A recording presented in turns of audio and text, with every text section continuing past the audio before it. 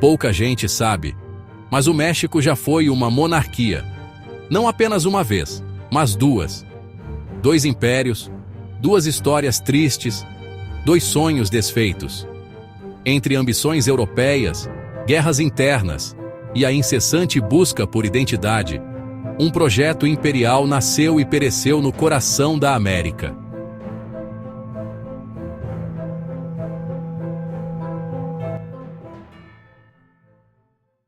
Em 1821, após 11 longos e sangrentos anos de guerra, o México finalmente se libertou de 300 anos de domínio espanhol. A nova nação era imensa, um território que se estendia do Oregon, ao norte, até a Costa Rica, ao sul. Mas essa imensidão era também uma terra ferida. A guerra havia paralisado a extração de prata, antes a joia da coroa espanhola, e deixado os campos agrícolas em ruínas. 10 milhões de almas, povos indígenas, mestiços, crioulos e espanhóis, agora enfrentavam um futuro incerto, livres do império mais poderoso do mundo, mas à deriva em um mar de problemas. A pergunta que assombrava a todos era: como governar essa nação nascente? As ideias republicanas, inspiradas nos Estados Unidos, ressoavam entre os antigos rebeldes como Guadalupe Victoria. Eles sonhavam com um governo do povo. No entanto, a elite conservadora, o alto clero e o exército temiam a instabilidade que uma república poderia gerar. Para eles, a solução era uma monarquia constitucional, um sistema que prometia ordem, estabilidade e, acima de tudo, reconhecimento das potências europeias. O próprio plano que selou a independência, o Plano de Iguala, visava convidar um príncipe espanhol para usar a coroa mexicana. Mas a Espanha, orgulhosa e rancorosa, recusou-se a reconhecer a independência do México e rejeitou a oferta. O trono estava vazio. E quem melhor para preenchê-lo do que o próprio arquiteto da independência, o general Agustín de Iturbide? Era o homem que havia unido os exércitos inimigos sob a bandeira do Exército Trigarante. Numa noite de maio de 1822, em meio a um suposto plebiscito popular orquestrado por seus soldados, o Congresso, sob pressão, nomeou-o Imperador Constitucional do México, com uma grande coroação que visava copiar o esplendor das cortes europeias. O primeiro império mexicano nasceu, e com ele, o imperador Agustín I. Iturbide, o herói militar, era agora Sua Majestade Imperial. Carismático e audacioso no campo de batalha, revelou-se vaidoso e autoritário no palácio. Sua falta de experiência política rapidamente se tornou evidente. Ele pensava que podia governar por decreto, como um general comandando suas tropas. Mas governar uma nação dividida não era o mesmo que liderar uma guerra. Os problemas se acumularam rapidamente.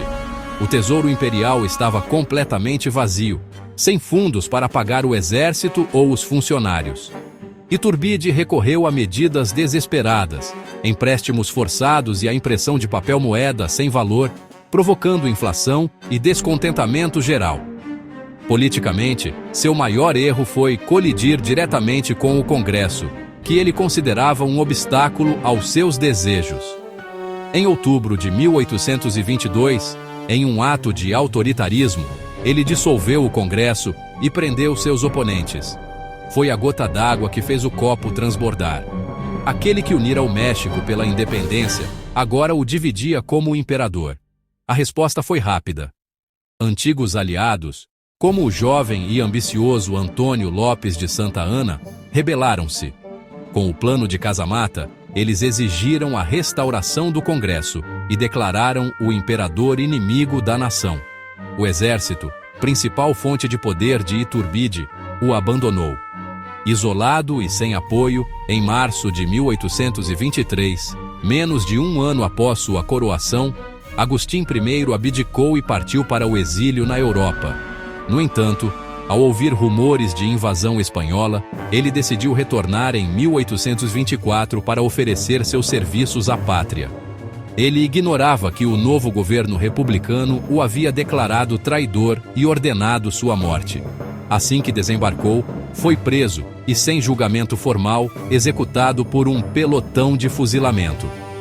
O sonho imperial, que começou com a glória da independência, terminou tragicamente contra um paredão de execução. A jovem República Mexicana era uma panela de pressão. De um lado, os liberais sonhavam com um governo federal e moderno. Do outro, os conservadores defendiam um poder centralizado e as tradições da era colonial. Esse conflito ideológico paralisou o país. Ao longo dos 40 anos seguintes, o México foi governado por mais de 50 administrações diferentes. A cadeira presidencial tornou-se um assento ejetável, ocupado por generais ambiciosos, presidentes que duravam apenas alguns meses e ditadores oportunistas.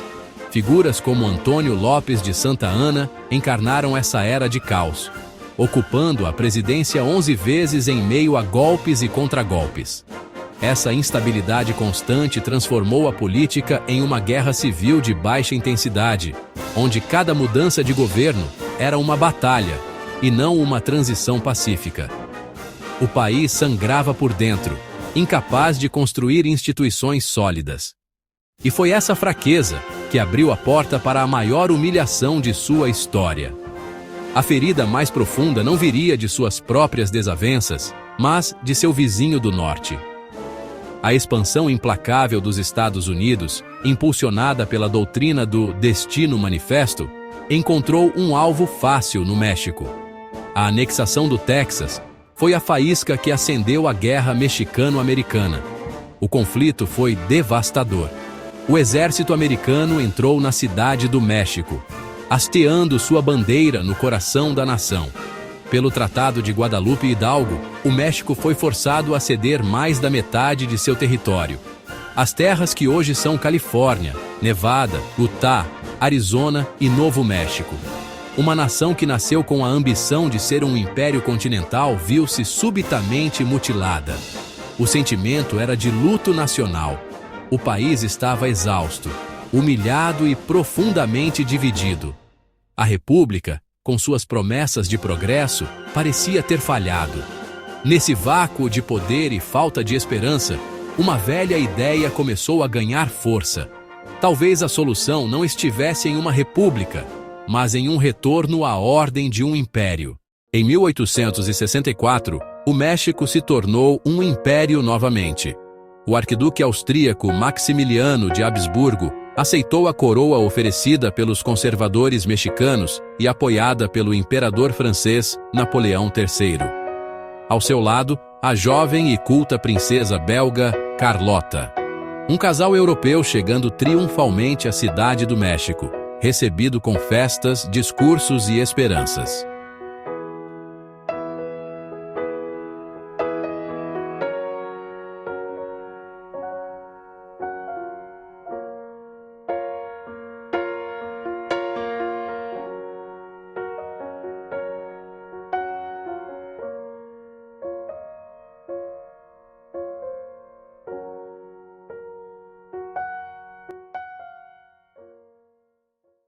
Fernando Maximiliano de Habsburgo não era o tirano que seus inimigos pintavam.